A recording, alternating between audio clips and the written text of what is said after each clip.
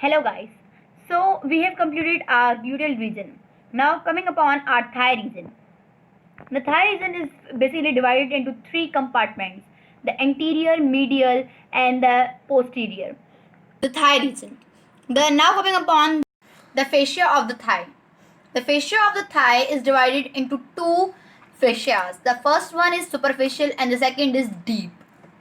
The superficial fascia is consists of the two layers.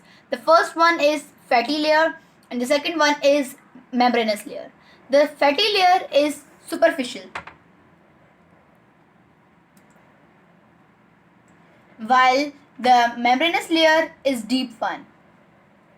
The fatty layer is made up of the abdominal fascia, which extends more over on the thigh. So it is the extension of the abdominal fascia. Extension of abdominal fascia. The membranous layer is loosely attached to the deep fascia of the thigh all over except a point near the inguinal ligament where it is attached with the Holden's line. So here I am writing it is attached to the deep fascia of thigh all over except near inguinal ligament.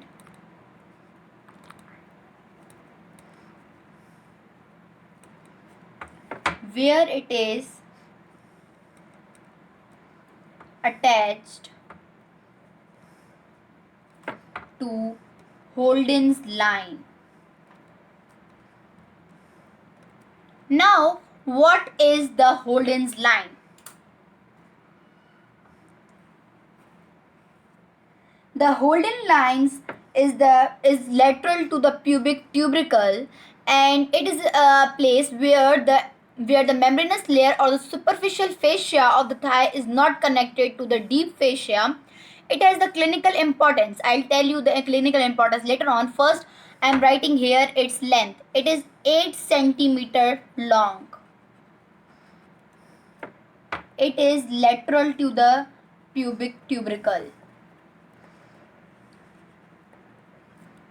Clinical importance of the Holden's line is that when it is the injury of the urethra in the perineum region, so the fluid leaks from the abdominal fascia into the thigh fascia through the superficial fascia of the thigh, because as we know that the fatty layer is the extension of the abdominal fascia. So if it is attached with the deep fascia below, then it can extend into the deep fascia too. So there is a place where it is not attached to the deep fascia to prevent it from the overflowing it beyond the thigh region. And now the next point about these is that the both of the layers of the superficial fascia are more prominent near the groin. So its both layers are more abundant in groin.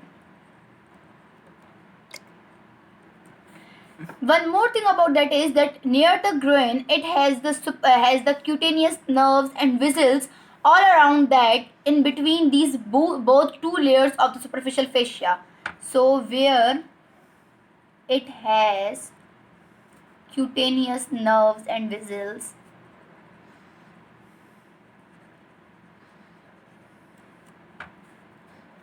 in between these both layers.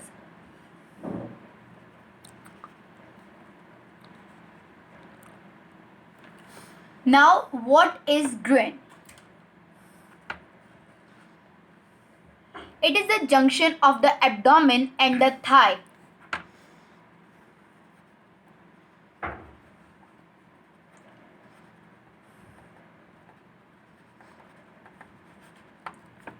Right? Now, the deep fascia. It is also called fascia lata. Fascia lata is laterally thickened or modified to form the iliotibial tract as discussed before. Now its attachments. In the anterior region, it is attached to the inguinal ligament.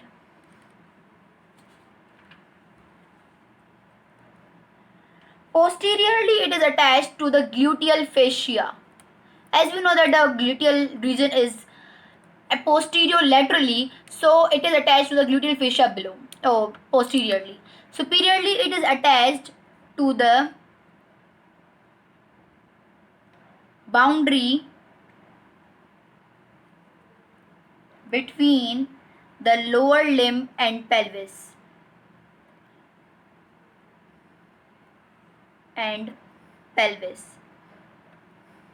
Laterally, it is attached to the iliac crest. Now, coming upon the two major points that majorly confuse the students, that are the one is the middle inguinal point and the midpoint of the inguinal ligament. These 2 points are majorly asked in the vivas. So, here I am discussing these both points. The mid inguinal point extends from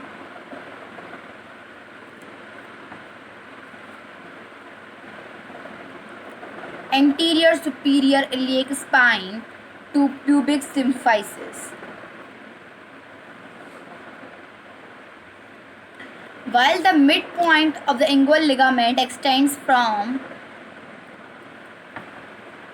in the middle of inguinal ligament.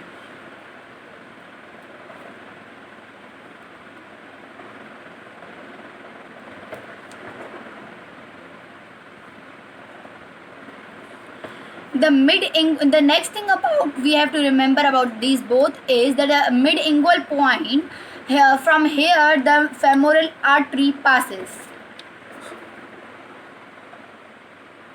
I am here writing root for femoral artery, and it is the root form for femoral nerve.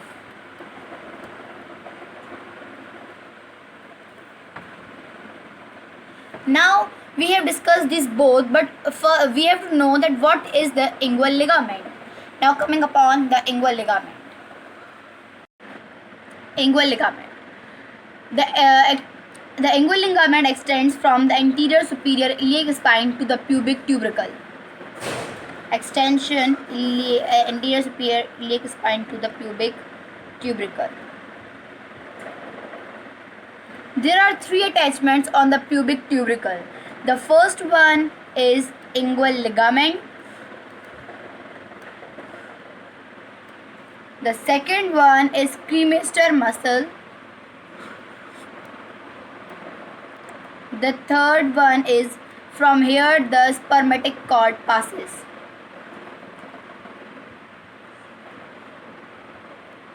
Right? Now how it is formed? It is formed by it lies beneath the fold of groin.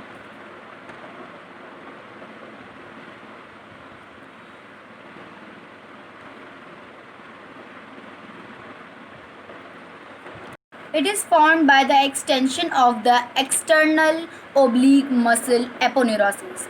Aponeurosis is nothing but just the flat tendons. So it is formed by the external oblique muscle.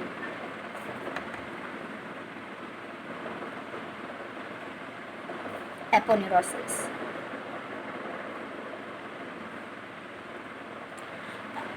Its lower border gets thickened to form it.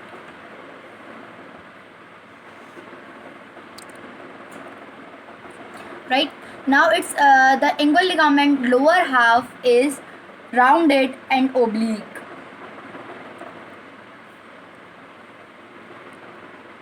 While its medial half is grooved upward.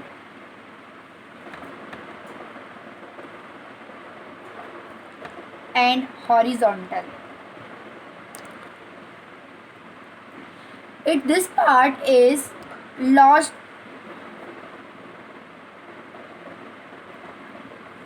from the floor of inguinal canal.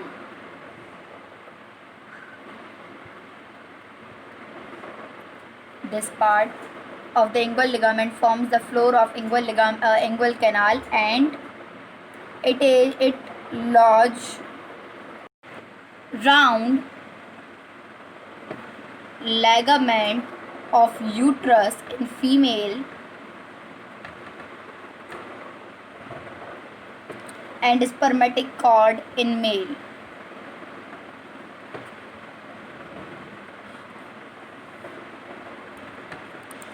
It is a ligament which extends from the anterior superior iliac spine, so it must have the attachments of it.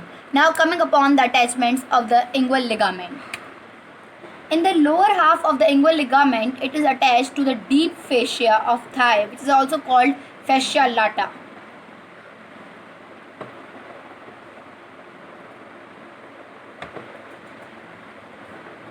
And the deep fascia of the thigh stretches the inguinal ligament beneath, so it is concave in shape. So the deep fascia of the thigh pull it backward, making it concave in shape.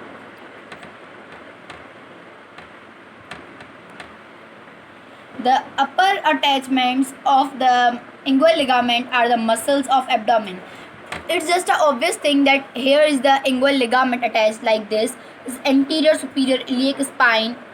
Here I am writing anterior superior iliac spine, and this is pubic tubercle. Then here is the inguinal ligament. Here must be the abdomen, and here is the lower limb attached. So all the some muscles of the abdomen attached to the inguinal ligament here, while from downward the deep fascia of the thigh of the lower limb attaches to the inguinal ligament. So here the upper attachment of the inguinal ligament is the muscles of abdomen. Now which muscles attached to it are different in the different portions of the inguinal ligament. In the lateral 2/3, the internal oblique muscle attached.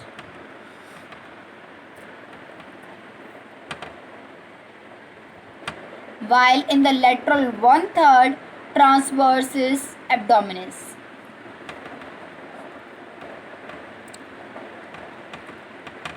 While in the middle, trimester muscle.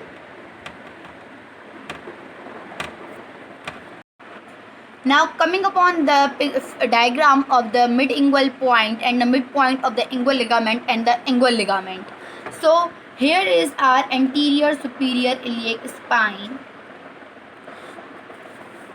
of the right side, and here is of the left side. Here is the pubic tubercles, and in between those here is the pubic symphysis. So this is pubic tubercle, and this is pubic symphysis, right? Now I told you as before that the midpoint of the inguinal ligament is in between the anterior superior iliac spine and the pubic symphysis. So drawing a line here from the anterior superior iliac spine to the pubic symphysis. The midpoint of this is called midpoint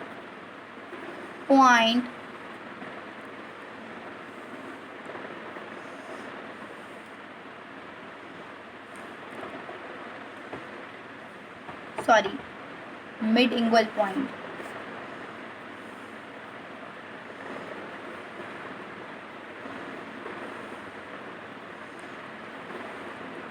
However, on this side I am drawing a line from the anterior superior iliac spine to the pubic tubercle.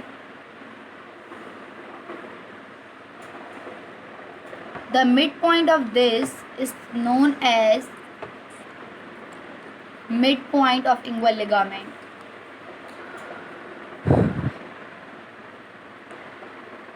Right? Now, a main thing about this is that the distance between the midpoint of the inguinal ligament and the mid-inguinal point is 0.5 inches or 2.5 centimeters. So I am writing here the distance between mid-inguinal point and midpoint of inguinal ligament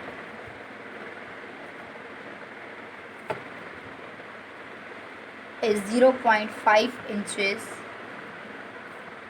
or you can say 2.5 centimeter. Thigh is divided by the three fascial septas into the three regions. So the fascial septas, there are three fascial septas. The first one is lateral intramuscular septa, second one is medial intramuscular septa, and the third one is posterior intramuscular septas. The first one, the lateral intramuscular septas, it one is the thickest one, and it extends from the iliotibial tract to the lateral lip of the linea aspera. So its extension,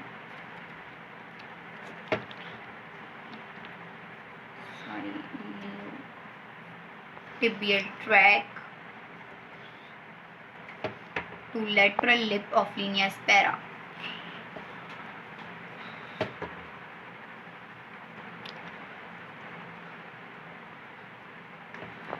It separates the anterior compartment of thigh from the posterior one. I am writing here compartment is COMP. Right. The next septa is medial intramuscular septa.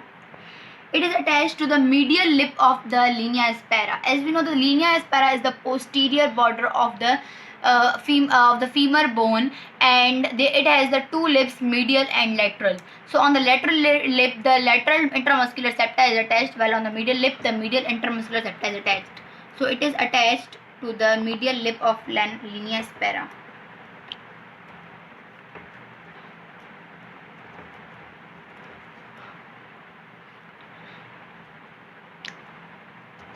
It separates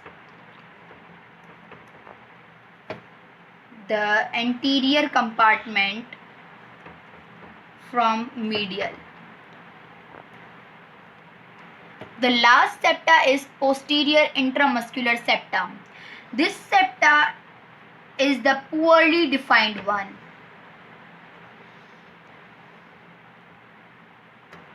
It separates the posterior compartment from medial compartment of thigh. So here's our introduction to the thigh region is completed. In the next video, we'll talk about furthermore about the thigh region, muscles, their nerve supply, blood supply, and its compartments. So thank you so much. Like, share, and comment on my video.